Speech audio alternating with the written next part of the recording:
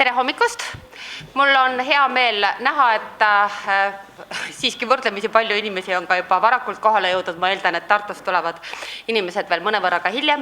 Mina olen Airi-Liina Allast, Tallinna Ülikooli sotsioloogia professor ja viimaseid tunde veel ka Eesti Sotsioloogide Liidu president. Me valime uue presidendi täna õhtusel koosolekul. Ja kuna meil on vähemasti peaesineja ning ilmselt ka teisi külalisi, kes eesti keelt ei räägi, siis edasine toimub kõik inglise keeles. So welcome to everybody. It is my great pleasure to see relatively a lot of people here. I'm Airi-Liina Allast, professor of sociology in Tallinna University and president of Estonian Sociological Association. And for the beginning, I would invite first Vice Rector Katrin Niglas to some greetings.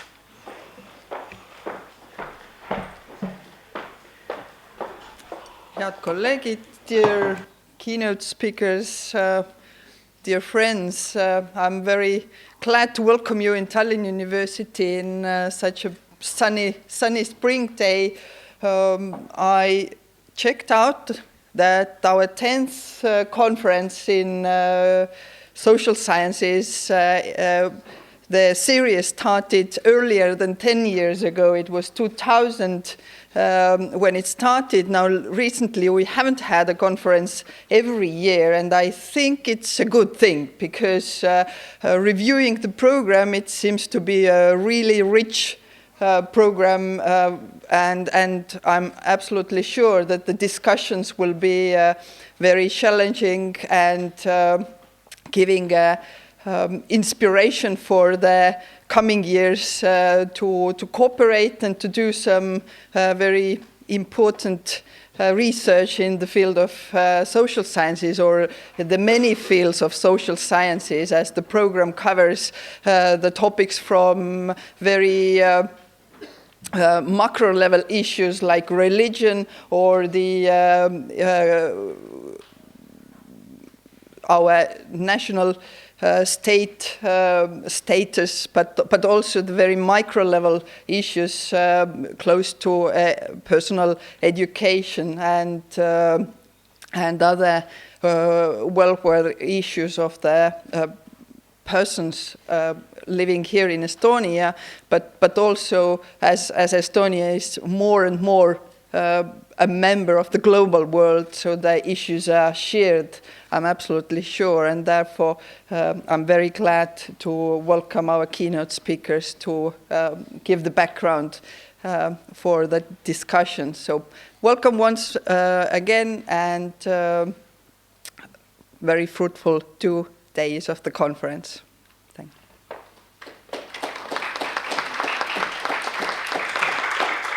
Thank you very much. And second greetings are from the director of the Institute of Governance, Law and Society, Indrek Rauberg.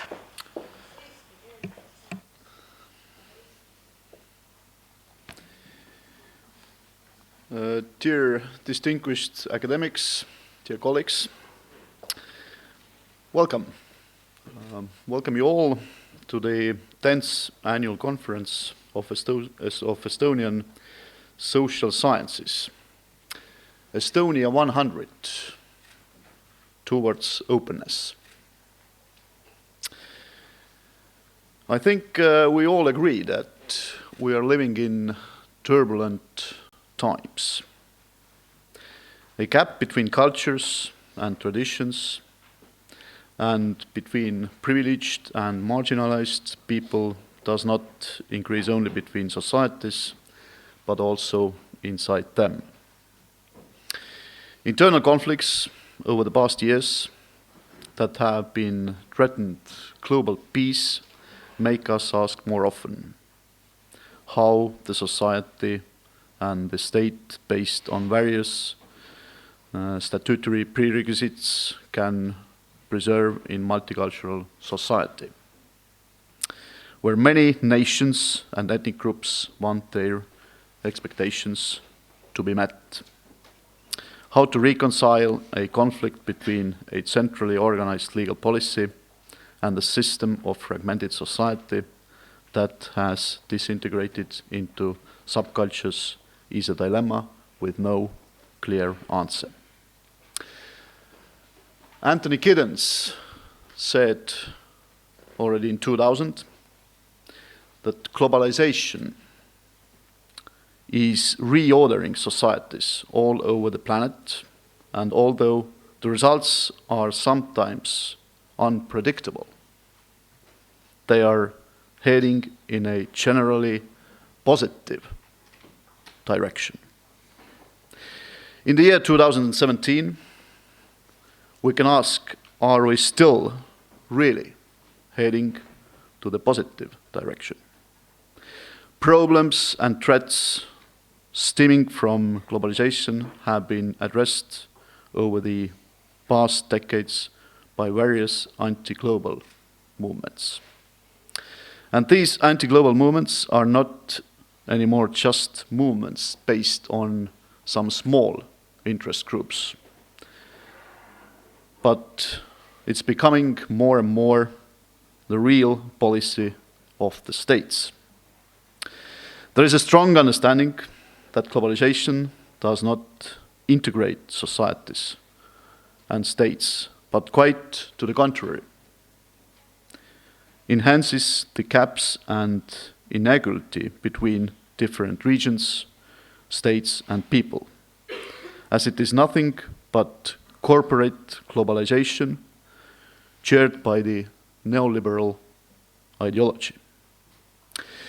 These, and of course, a lot more other questions, bring us social scientists together again to have an academic discussion about the openness of the society. But openness with a clear question mark. How open we really are? Should we be open? What consequences we have to face with more open or less open societies? I hope within these 2 days of conference we can give some ideas, recommendations, maybe solutions for the academic community, and I hope also for the policymakers. And not only in Estonia, but hopefully also internationally. On behalf of the Institute, I have to thank the organizers, especially Professor Alaste, who is the heart and the soul of this event, and of course the assisting team of hers. I'm absolutely sure that you have done a great job to make this event happen. I wish you a successful conference and fruitful academic discussion. Thank you.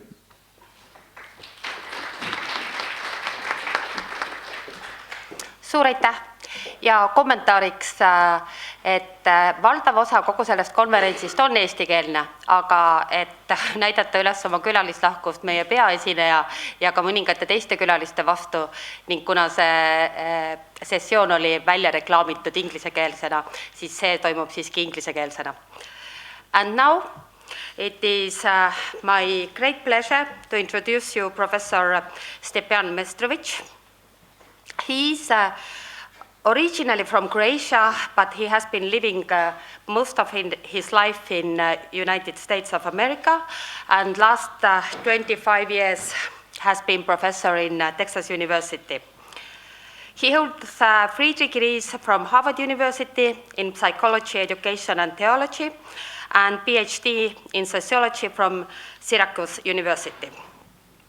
His first books were already from late 80s, and internationally widely recognized books such as The Balkanization of West, The Confluence of Postmodernism with Post-Communism, and another book, Post-Emotional Society, were published in mid-90s.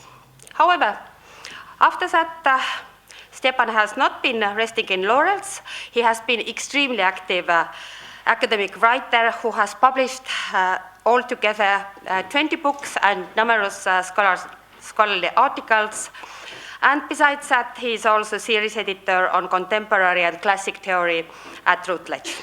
His last book, The Post-Emotional Bully, was published a year ago, and his speech today for us would be introduction on the theory of post-emotional society and his recent analysis of reasons behind the victory of Trump.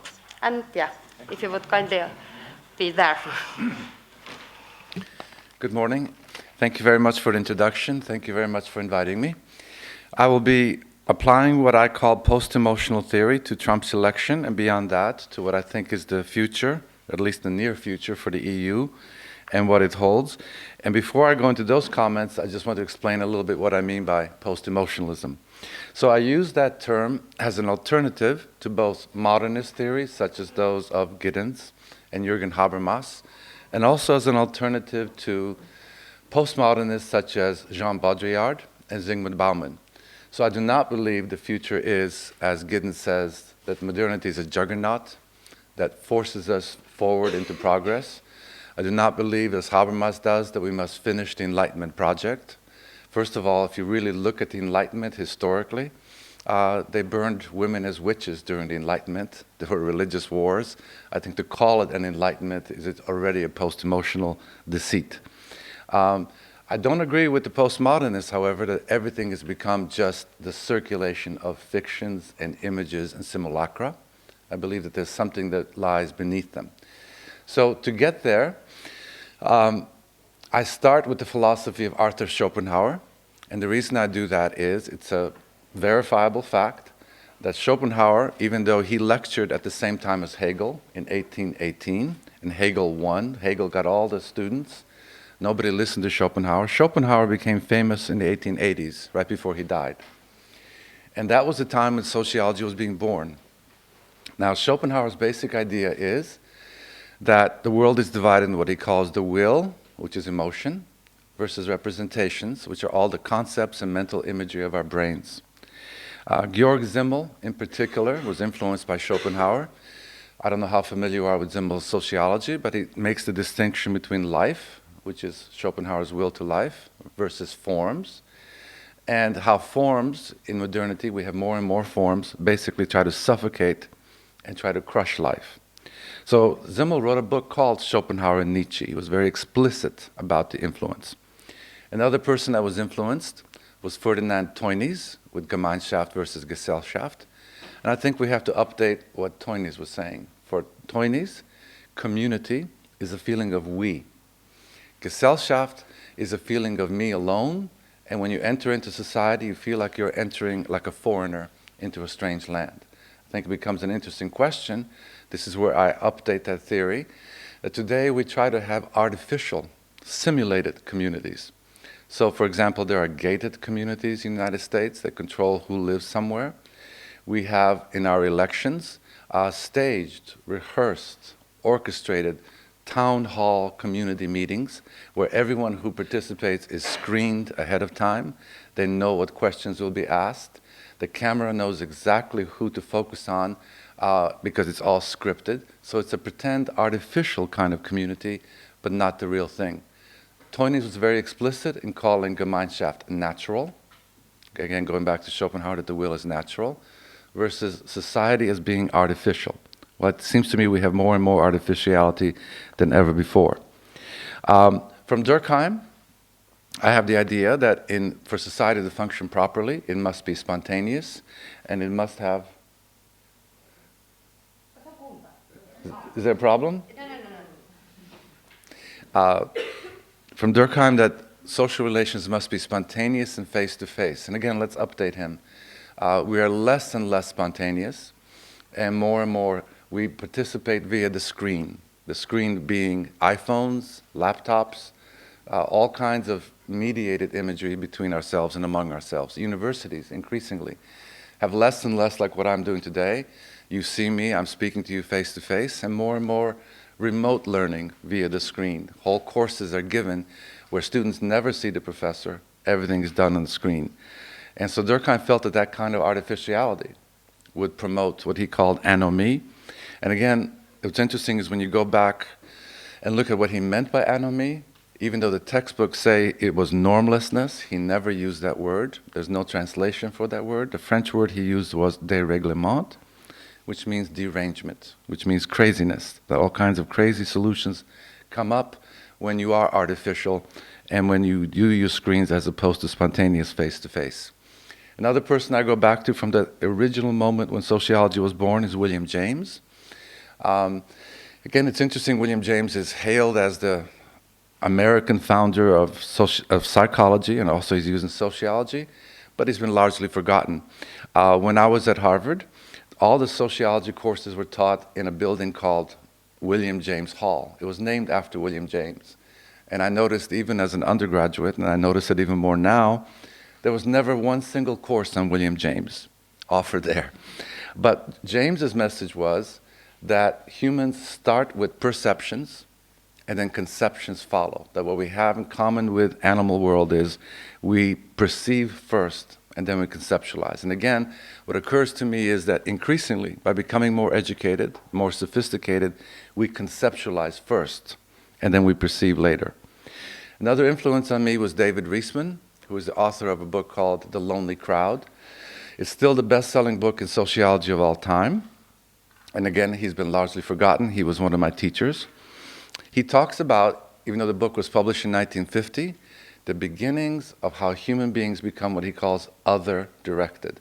That instead of looking at authority figures from our parents or from teachers, or again, face-to-face people, the authorities become the media. Even though when he was writing, the only media was television and cinema, I think it was prophetic in seeing where that's going. And again, I think we can update him. The media today is much more influential, but in a very strange sort of way. What he predicted was that with more choices, what he called the Milky Way galaxy of choices, you cannot commit to any one point of view. So for example, when I was growing up, there were 3 channels on television. Things were very limited in what your choices are. As you know now with cable and with the internet, there are literally hundreds of thousands of choices, which means that there's less and less commitment. And when there's less and less commitment, this leads me now into the balkanization theory. People split up and divide into their own personal niches. So instead of thinking about balkanization only as something that happens in the Balkans, think about it as something that happens to us all the time because of our sophisticated electronic conceptual progress. For example, statistics show that in the United States, only 7%, that's 7, not 70, 7% of Americans trust the news media. That means 93% do not. So where do the other 93% get their news? The answer is they get it from the internet, from blogs, from their personal choice of their niche, which means they're completely divided into certain camps about what the spin that is put on news. So some people follow Fox, some people follow CNN, some people follow Rush Limbaugh, but there's no such thing anymore as the news. So by having so many choices, ironically, we become more divided. So putting all these things together, the way I see a post-emotional society is that increasingly we talk to each other less and less, we communicate via the media more and more, and we become more and more divided. Some easy homespun examples for you would be, I had to travel here, I had to take a train from Norway to the ferry, and it was a wonderful train. And of course, I noticed a very simple thing you've all noticed if you took the train, and that is there's internet access. And everyone says, oh, how wonderful to have internet access. But I guess I'm old-fashioned. I noticed nobody on the train talked to each other.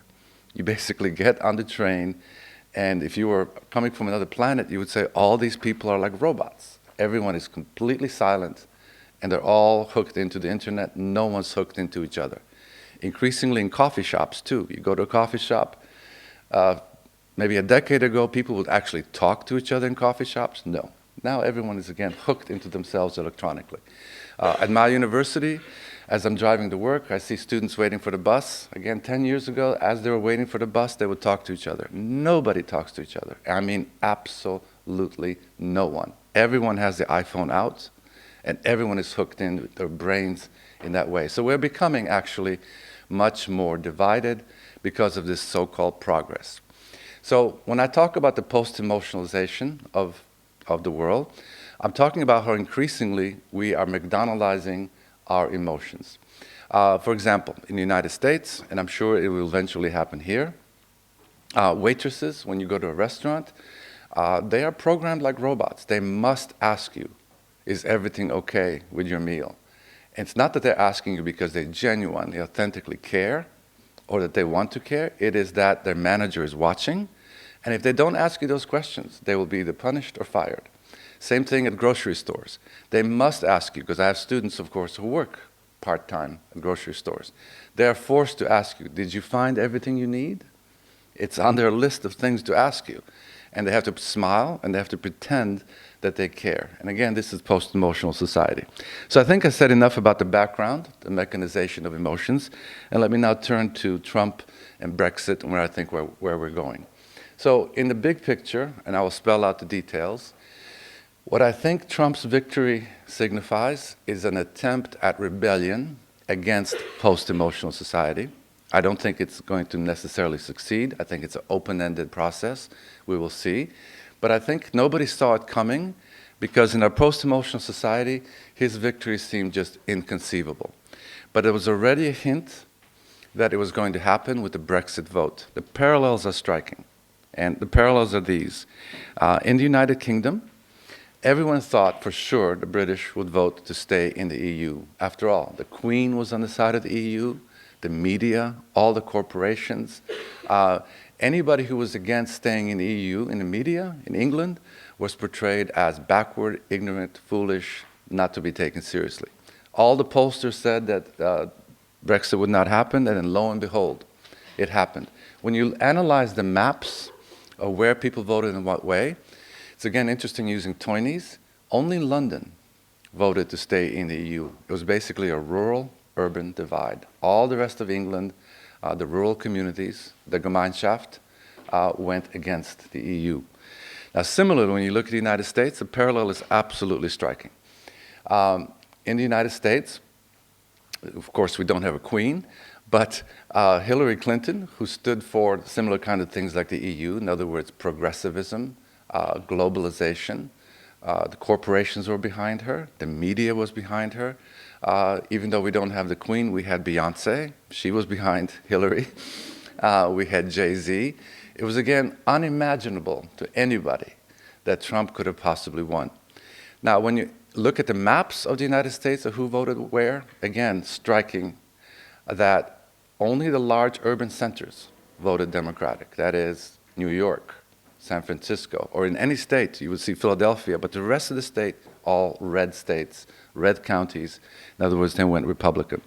So there's something here about an urban-rural divide that's going on. There's something here about the media, and I want to analyze that now in a little bit more detail. So one of the things that was going on is that Hillary Clinton, again, referred to Trump and his followers as deplorables. So there was a conscious effort by the Democratic National Committee not to have the election framed in terms of substance or in terms of issues, but strictly to frame the discussion in terms of making Trump seem to be an Islamophobe, racist, homophobe, all the negative images. In other words, she was out to destroy his image. The media completely supported her. And again, we need to pause and think about what that means. First of all, the media basically usurped its traditional role of reporting the news by taking the side of a particular person they were covering, and they wanted to influence the election. And they were very open about it. So much so that CNN was renamed by many as not CNN, but Clinton National News Network. They were openly on their side, and everyone thought that it was a shoo-in. And again, what's interesting is all the pollsters in the United States, every single one of those many, many agencies, from Gallup to a number of others, got it wrong. They all got the numbers wrong by over 5 percentage points for Clinton, and Trump came in unexpectedly. Now, when I look at this through the eyes of post-emotionalism, what I see is the following. Clinton was referred to as part of a machine. In other words, she had all the focus groups, analytics, computer-generated facts about how people were supposed to vote. The pollsters also use formulas and mathematics and, again, representations to predict how people would vote. Those models, because they were not based on reality, on perceptions, they were based, again, on concepts, completely missed the fact that people who would turn out to vote would not be the ones that mathematically you would predict. In other words, Clinton was appealing to a conceptualized ideology, progressivism, globalism. Trump was appealing to anger, to people who were feeling that they had been left behind by globalism and by some of these things about progressivism. When you look at their manner and the way that they presented themselves, again, there's some interesting things emerge. Clinton was always smiling ear to ear. She seemed very, very friendly, but it was a kind of friendliness that you see from your waitress that I talked about, or from the grocery clerk. It was a robotic kind of rehearsed niceness. So, for example, Trump would turn to her and say, if you were Hillary, he would say, "You are a criminal, you should go to jail." A normal human emotional response to that would be anger, shock, and she would just smile. It was so obvious to everyone that the comedy networks, I don't know how many of you got a chance to see Saturday Night Live, the comedians quickly seized upon that and mocked Hillary Clinton as basically being a cheerful robot. Now, Trump, on the other hand, basically showed his anger, showed his authentic kinds of emotions. Now, I want to focus a little bit about this whole business about being likable and smiling, because I think there's a huge sociology that's going here as well. So one of the things that happens in a post-emotional society is that increasingly we all become fake smilers and fakely happy, and the whole culture is pushing us in that direction. Examples would be, in America, and soon it will happen here too, you'll see, if you go to a store and you're checking out, there's all these magazines you can buy. And on every single cover of every single magazine, there is a celebrity smiling. And then you look at the caption. So that celebrity who's smiling, the caption will say, so-and-so had a divorce, but they're smiling. Or they'll say, so-and-so has cancer, and they're smiling. And so the whole idea is you must always be smiling. So Trump completely went against the grain of an entire post-emotional, other-directed society geared towards this fake kinds of happiness. Now, one of the things I've done in my research, in addition to theory, is I was an expert witness in a number of war crimes trials, including the soldiers at Abu Ghraib. And one of the most interesting things about Abu Ghraib was, if you remember those photos from 2003, they showed American soldiers smiling from ear to ear as they were torturing Iraqis. And of course, the media couldn't understand that, but I want to give you a little bit of background because I got to know those soldiers. I was involved very much in, and as an expert witness, you're allowed to speak to them. You're allowed to do research, to interview them.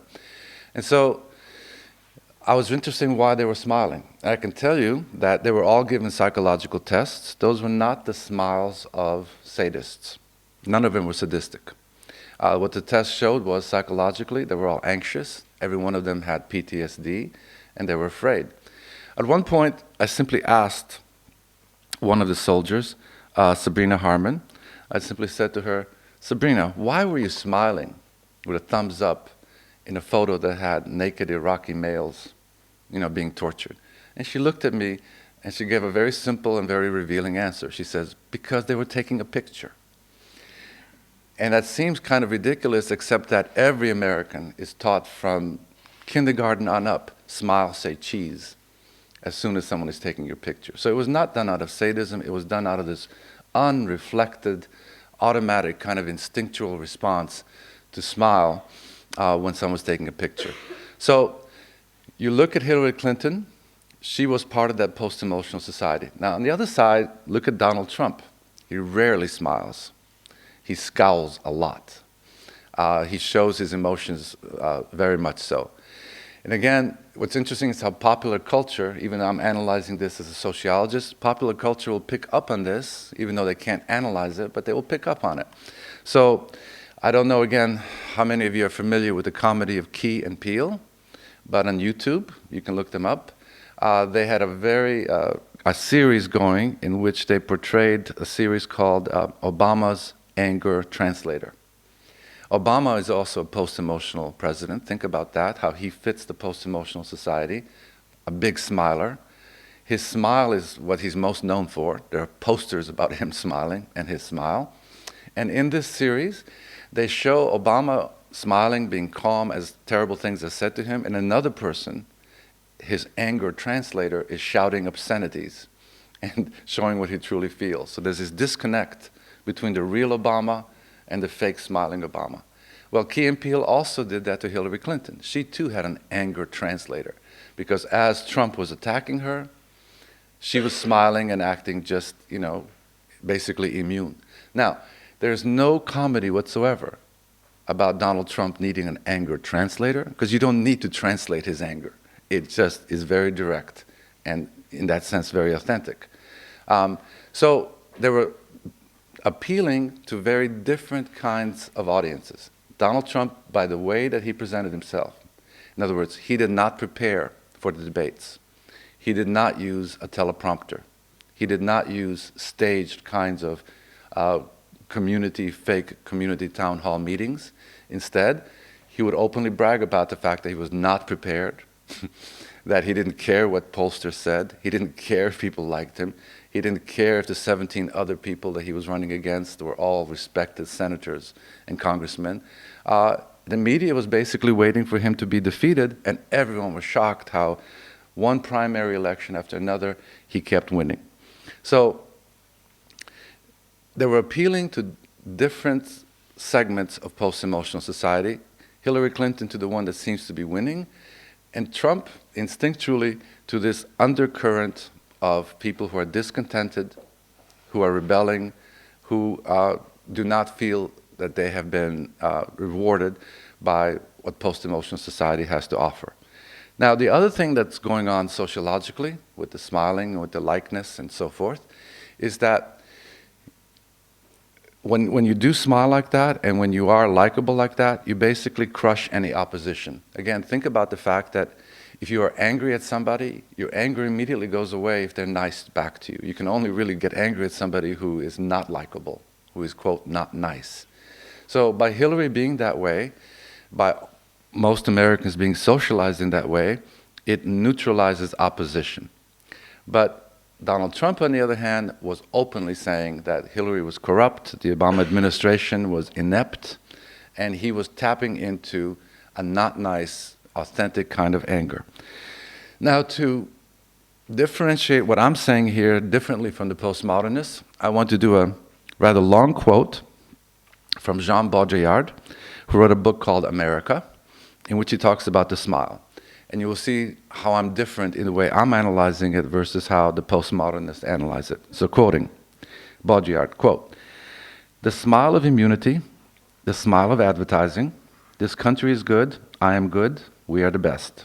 Smile, and others will smile back. Smile to show how transparent, how candid you are. Smile if you have nothing to say. Most of all, do not hide the fact that you have nothing to say, nor your total indifference to others. Let this emptiness, this profound indifference, shine out spontaneously in your smile. Give your emptiness and indifference to others. Light up your face with a 0 degree of joy and pleasure. Smile, smile, smile. Americans may have no identity, but they have wonderful teeth." And it works. So, for Baudrillard, the smile has become a simulacra that signifies nothing. And what I'm saying in post-emotionalism is, it's not simulacra, that it symbolizes basically a feeling of helplessness to do anything about what Giddens is calling the juggernaut of modernity, which is forcing us into this post-emotional society, forcing us into artificiality. And by smiling and by being liked, we neutralize the authentic emotions that we feel about what it's like to be oppressed.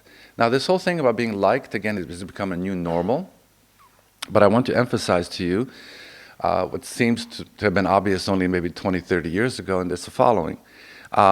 everyone at all times in history wants to be liked to some extent. But it's only the post-emotional type who wants to be liked all of the time.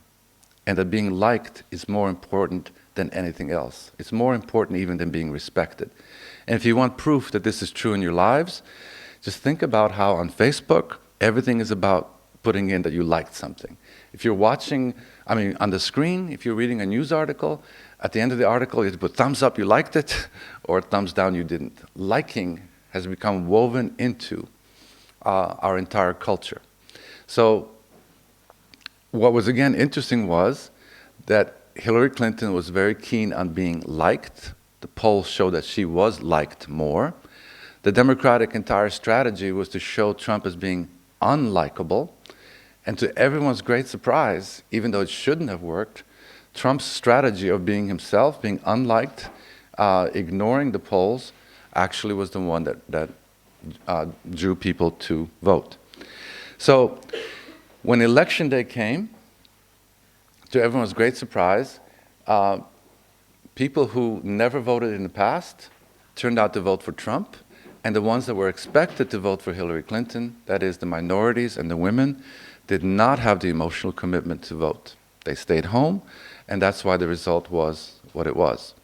Now, in the larger context of where I think we're going, I know I'm speaking here at the European Union, so you're not going to like what I'm going to say, because of course I respect the fact that everyone here is for the EU and wants to stay in the EU and so forth. But speaking objectively, and brace yourselves, I do believe the EU is a sinking ship, and I do believe that Trump's victory is, along with Brexit, a foreshadowing of what's going to happen here. And the signs are already there. You have the Le Pen becoming very strong in France. You have similar kinds of issues in the Italian elections. You have the problems of Greece and Spain in relation to the EU, not being able to pay off their debts, not feeling like they have been able to keep up with the promises of the EU.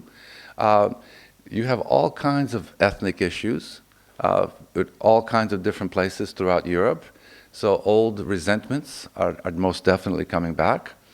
And again, I do see that, even though Habermas wants us to complete the Enlightenment project, as you rightfully said, Giddens tells us basically it's a good thing, there's this other side. And there's this other side that the artificiality of post-emotional society has caused resentment. It has caused some people to feel left behind, and has caused people to feel an anger that's brewing beneath the surface of a nice and pleasant and likable society. And I think there's a real danger that those real emotions are going to come out in the future. So that is my unhappy message to you today. But I think, it's researched, it's a point of view that can be documented. Of course, you have every right to disagree with it, and I look forward to your questions. Thank you.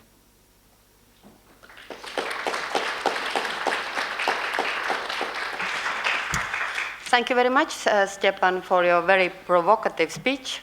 And as an optimistic person, I'm still trying to get out some kind of positive message of your very critical analysis. So listening to your speech and your explanation about what I would call manipulation of angry people in America, or at least unconscious manipulation, then when we are relating the same topic to the topic of our conference, and we are talking about our small Estonia and possible openness, then most probably the best way to reach to the better society would be that we would have less this kind of angry people who could be manipulated, let's say, so-called authentic messages and so on. But that was just my small comment. But everybody is welcome to comment and ask questions, of course. And I see Mikko Lagerspets is already wanting to say something. And please say it to microphone. Wait for a moment. Ivar is coming. Yeah, kohe. Sul on, anna siis juba Indrekule. Yes. Thank you. First, thank you for this nice background, reminding us all about the importance of this classical thinkers, and also reminding of the relevance of some that not always are remembered in the sociological tradition. But I mean here, the point that is disturbing me is that actually when you think who Donald Trump is, so he's a very experienced media personality. But when you were describing his reactions in the TV and so on, so it sounded almost like as if he would actually be the authentic, present his, let's say, his spontaneous emotions directly. But I mean, he knows how to play angry and knows how to play whatever. So, rather, I mean, sure. The question, if I just end, so I don't think the question is about simulacrum versus authenticity, but the question is why this kind of simulacrum now is appealing to voters and not the other kind of simulacrum. Okay. Well, I hear your question and I understand it. You are saying that Donald Trump is the post-emotional manipulator. I just want to say that my argument is that he's not, that Hillary is. Now, to answer your question directly, yes, he has media experience. But look at what he does in relation to the media. He's constantly criticizing them. He's saying, most recently, he said the media is the enemy of the American people. That is in no way playing into the media or, being part of a post-emotional society. The media absolutely despises him, day in and day out. So just because he had the experience, I don't think makes him a manipulator, because I think in everything that he's said and done, he has been highly critical. He continues to be highly critical. And again, above all, he uses Twitter, and he openly says, why does he use Twitter? Because Twitter goes directly to people and bypasses the media. So you are drawing on his experience to say he must be a manipulator, and I'm saying he has the experience, but he's always slapping the media in the face. I don't see him as a manipulator. But I understand your question. Very small follow-up, but how you can be so sure that there is not the right strategy behind this, being kind of criticizing to media and doing all this stuff in Twitter? Maybe it's kind of alternative strategy, well, and again, as we can see, very successful. Well, I cannot get into his mind, so that's out of the question. But, looking at it as a sociologist, it's Hillary Clinton and the Democratic National Party, we have data on that had talking points, that had a plan. There's no data to this day that's revealed that the Republican National Committee had talking points or plans. On the contrary, if you follow the election, Trump was firing his media advisors right and left. I mean, one after another, they were fired. Number two, yes, he has Banyan and those advisors now, but he doesn't listen to them. They tell him, do this and that, and then he does the opposite. So I cannot get into his mind, but I can get, as a sociologist, and look at, there's no data that shows an orchestrated, rehearsed Republican plan, because even the Republican establishment, this is another fact, was against Trump in the beginning. All those senators were critical of him.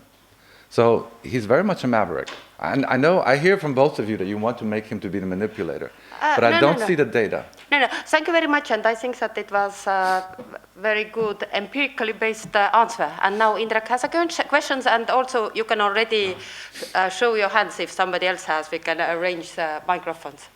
Ivar. Yes, thank you. Thank you for the interesting presentation. You were mentioning, or you were quite a lot basing your argument on the smiling. Yes. But you didn't mention the economical interest behind this, and also the sort of capitalistic interest, and maybe sort of capitalistic force behind this, that actually says that if you smile more, you sell more. Mm-hmm.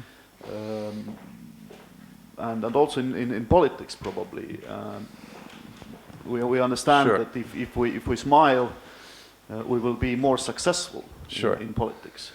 But now it seems to be it's vice versa. Yes. If you don't smile, you can also be successful.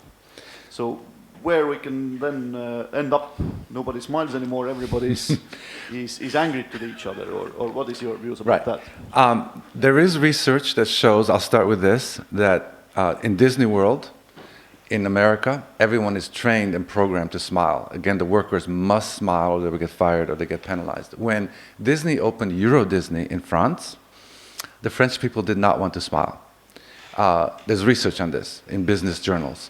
Basically, the French people were, why should I smile at strangers? Which is, I think, a normal, spontaneous reaction. You smile at people who are your family or your friends, but you don't smile at total strangers.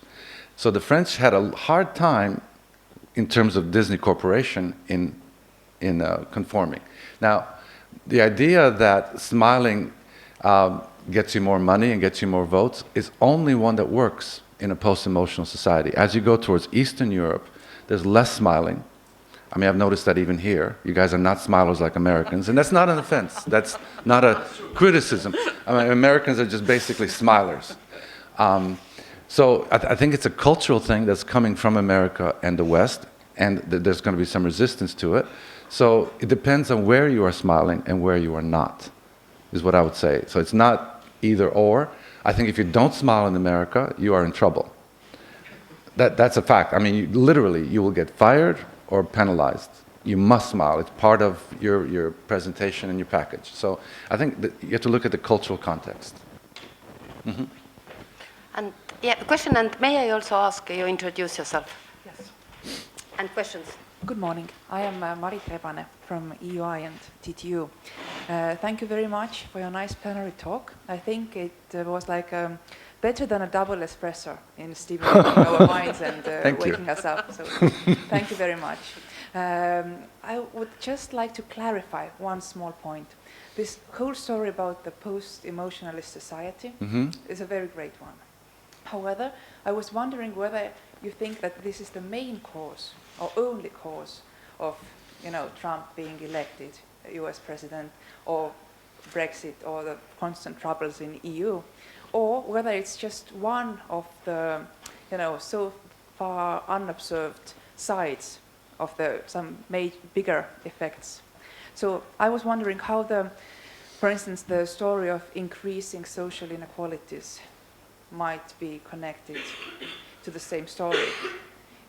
Whether post-emotionalism is something bigger, or it's maybe working in liaison with some other forces. Well, the inequality under the Obama administration, which was post-emotional, actually grew. There's data that Americans, for example, the middle class in America disappeared under Obama. But because he is a smiler and was always presenting a happy face and is considered cool, for all the reasons I stated, no one was angry at him. When he left office, 52% of Americans said they liked him. So he's very likable. That's the highest likable rating of any president in the US at the end of their term.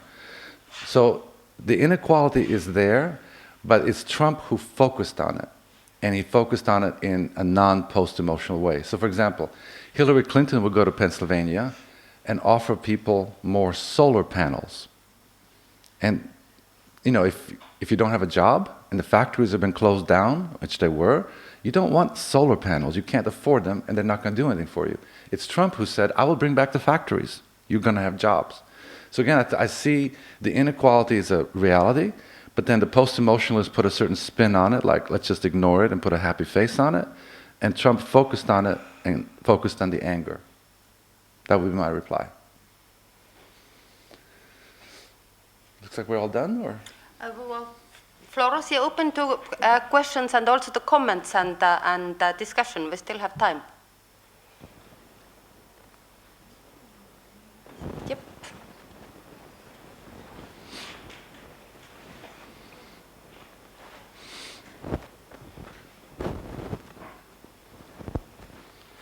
Thank you. It's pretty hard to get a word here, but I would like to ask. You described the pretty frightening, at least for myself, the picture about the disintegrating, isolated people who sitting in silence, and it's no good, in my opinion. But I want to ask about the alternative. do you see any alternative to such post-emotional reality? And if alternative, so which alternative it could be? Thank you. Sure. Okay, well, one example I did not talk about, but one that will hit close to home because we're at a university. Let me just, and I'm answering your question a long way, is to talk about the post-emotionalization of education. In just my lifetime, you can see that the university has become more and more like a corporation. So all business principles are used now in how we teach students. When I went to college, there were no standardized tests, everything was essay. You got to know the student, you got personal reactions. Now we use scantrons. My students, if I ever were to give them an essay tests scare them the most because they say it's subjective. They think a scantron with multiple guess answers is objective. But this is because they were socialized from kindergarten to take test after test after test that's standardized, scantrons, you fill in a little bubbles, and you don't have to think. That's just one example among many. More and more universities are using instructors and adjuncts to save money, to cut costs. More and more, the university is seen as just an institution that brings in money from bringing in large classes, underpaid instructors, scantrons, electronic kinds of classes, and so forth. So in other words, the emotion of being curious about something, to go deeply into something, which is a very emotional experience, that the whole thing about being enlightened, about being liberal education, about rationality is to go into something deeply, to analyze, to think, to ask questions. There's no time for that in a McDonaldized post-emotional society that's always moving fast. Now it's a matter of, my students are very blunt. If I'm talking about something and lecturing them, they will raise their hands and say, will this be on the test? If the answer is yes, then they'll pay attention. If the answer is no, that's it, done. So I don't know how it is in Estonia, but that's the way it is in America, for sure. Same way? Okay, so now to your question, how do you fight against that? Well, I think a lot of professors, my colleagues, we have our own underground resentment against that, against this post-emotional society. On the surface, it looks like we are doing our jobs, we're educating people, but we really feel that we're not, that we're just basically working in a factory. The students feel discontented because they are only in the class so they can get a good grade, so they can get a good job. And again, there's data on this. I mean, when I was an undergraduate and they asked us, people who graduate from college, what is the most important thing to you now? In my generation, the number one answer was to use my knowledge to help people. Today, the answer is to get a good paying job. The purpose of education is to get a good paying job. So how do you rebel against that? I don't know the answer. I'm not here to give answers. But I think that discontent is there. And I think those authentic emotions of resentment will one day come out somehow. And I don't know how. But I think, I think post-emotional society is an oppressive one. And it's a nice oppression. Like I said, it's all painted nicely so you can't really oppose it. So my honest answer to you is, I don't know. Because I don't, like Giddens and, unlike Giddens and Habermas, I don't have a future goal. To me, it's open-ended, but I can analyze the problem. I know that's not a happy answer, sorry. More questions and comments?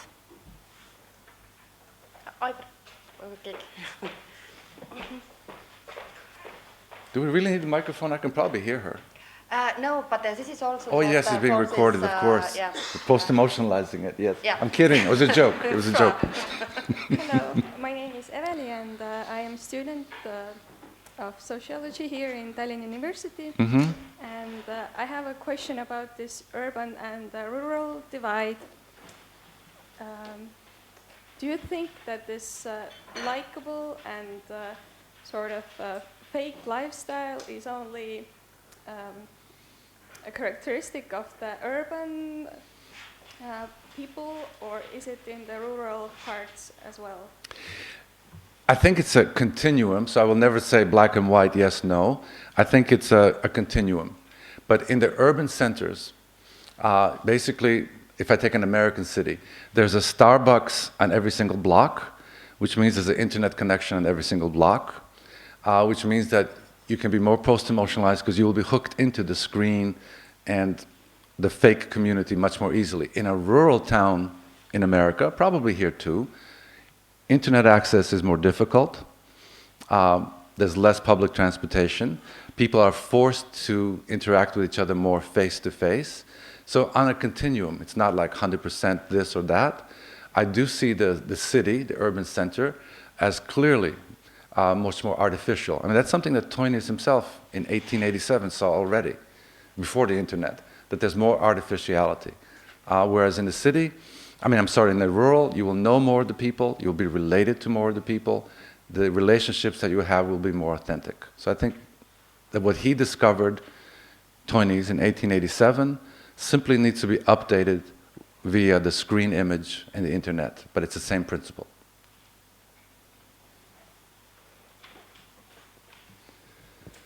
Mhm.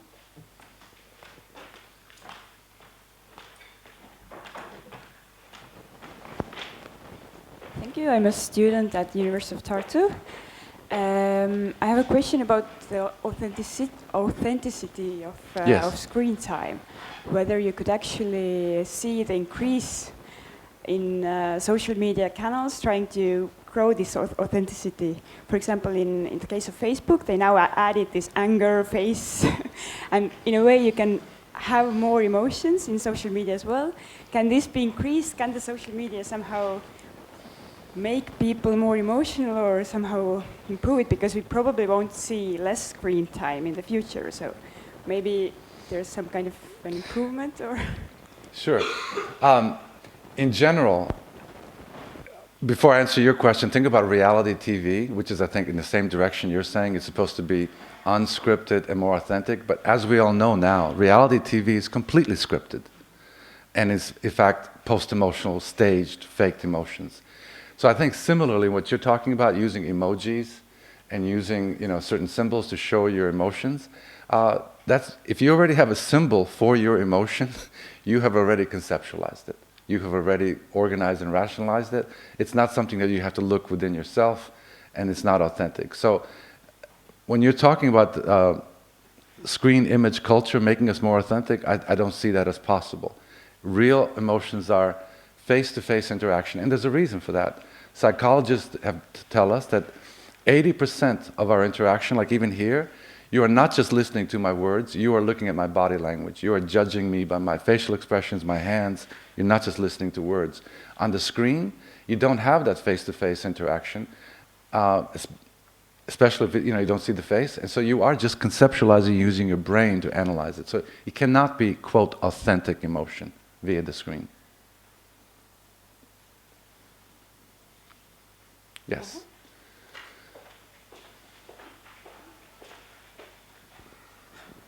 Well, thank you very much, Sigrid Kaasik-Rogeros from the University of Jyväskylä. Well, can you open up a bit this concept, this post-emotional society, in a sense that what was the previous phase? Was it emotional society, and when was the shift sure. from one to another phase? And Sure. and what are the what are the first signs about that being in the post-emotional phase, in a sense that you Sure. now you put very different things together, and it's kind of they Sure. make the same point, but Yeah. Well, when Riesman wrote The Lonely Crowd, and it's such an interesting title, by the way, The Lonely Crowd. One of the concepts he has in there is also fake sincerity, which is an oxymoron. How can you be fake and sincere at the same time? So in 1950, he already saw the change. In other words, the people before 1950, and we know this from movies and from data, if they were racist, they were openly racist. They would use the N-word. They would say openly hostile things about women and minorities. People were expressing those things. We know this. I mean, we have old movies and old reels where people will do that. The change is that as you move from the 1950s, and again, it's a continuum, we have political correctness, which means if people feel those things, they do not say them, they withhold them, and there are certain things that you must, certain words and certain letters and certain phrases that you must not use. So you can see a real dramatic change in people withholding. By the way, those are negative emotions, but the same thing about positive emotions. We also know that before the 1950s, when people were very joyous and happy, they showed their emotions. Again, it's very easy. I was talking about my train ride, in Finland. I can compare that to a train ride I took in Croatia maybe 20 years ago, where everybody was talking to each other. People brought on chickens and goats. Really, they did. And they were sharing their food, and there were great conversations versus dead silence in the train, dead silence in the airplane. I want to go back to America. Everyone's going to be hooked into the world. So the shift is, I think from the 1950s, gradually we're becoming, in our face-to-face interactions, less emotional and much more controlled. So my basic answer to your question is political correctness. Mikko.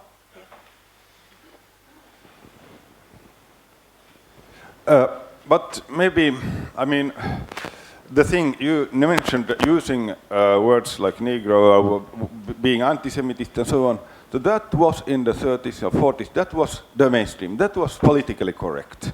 People, when they were presented with anti-Semitic ideas, so they would be polite and say, well, I don't know, but of course, probably the Jews, we have to think about that, or whatever.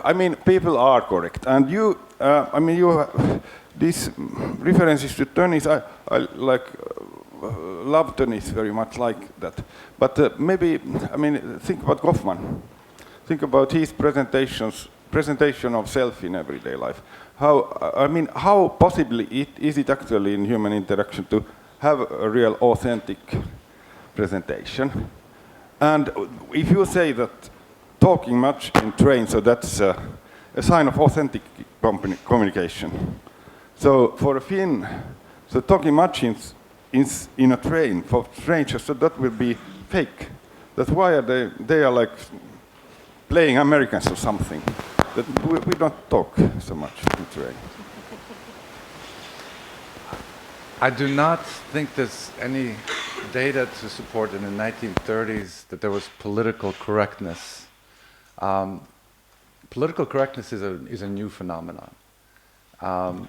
So I just don't see that.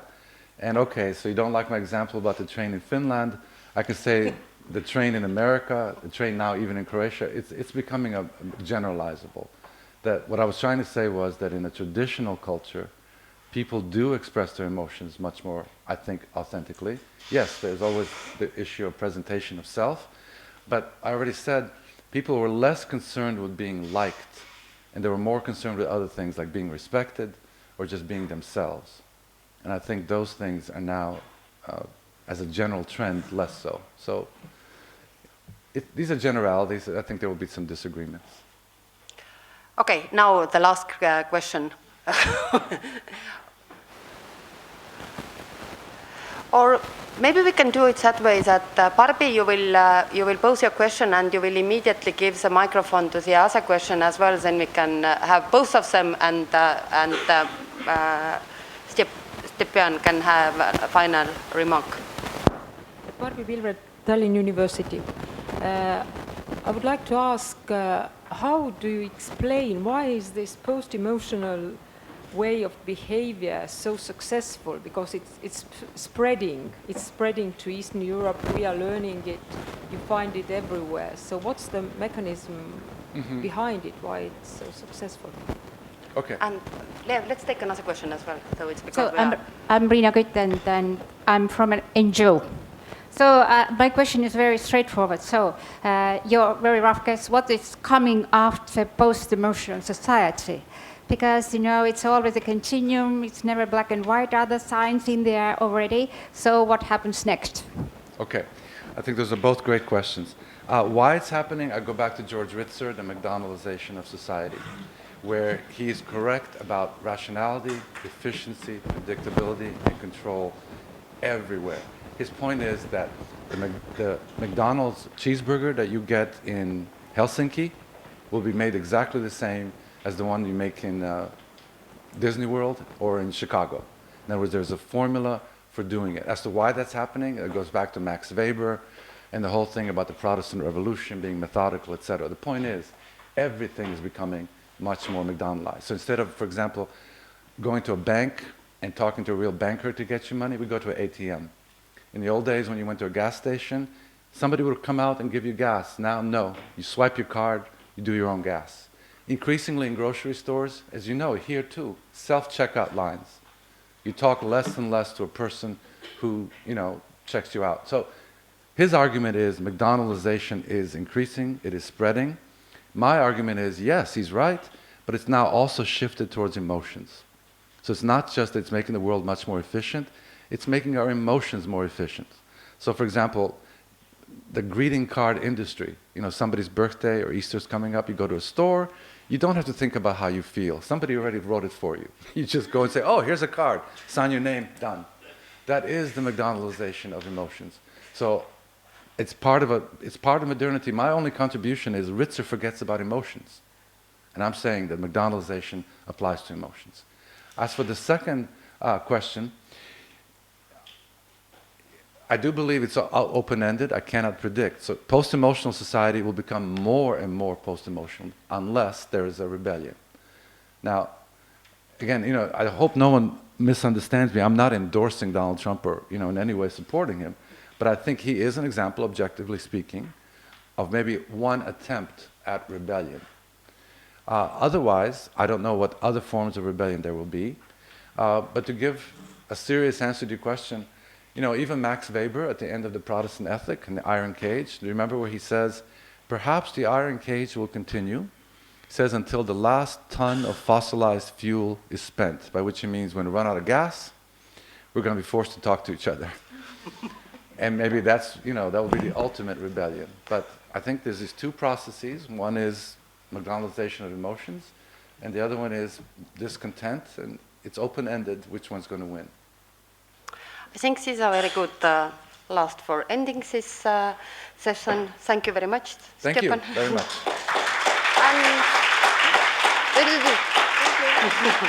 And small present from Tallinna University. Nüüd on vaheaeg. Ma juhin tähelepanu sellele, et juba praegult on üleval, või tähendab, on avatud lauad 3. korruse aatriumis, kus müüakse ja jagatakse raamatuid ja